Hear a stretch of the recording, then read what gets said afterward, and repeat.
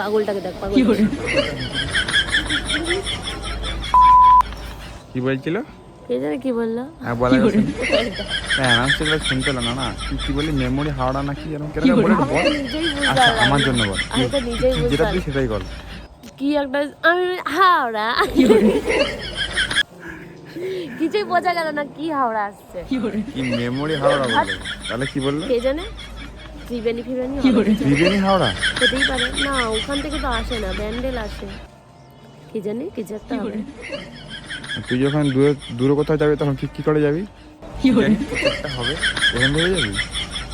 Yes তাহলে যেখানে খুশি তোকে চলে যেতে পারি, যেখানে খুশি। কিরম কিরম যখন মধু হাঁক দিয়ে বসে তখন যখন মধু বমি করে বসে তখন বলে ওটা তুমি করো, আমি মুখ না। খানা দেখেছো? এটা আমাদের স্কুলে থেকে ও এটাও আজকে দুজনের সাথে দেখা হলো। এটা তাও ভালো এক্সের সঙ্গে দেখা হয়নি, দুটো এক্সের সাথে তাহলে ভালো হতো। তো কটা এক্স ভাই?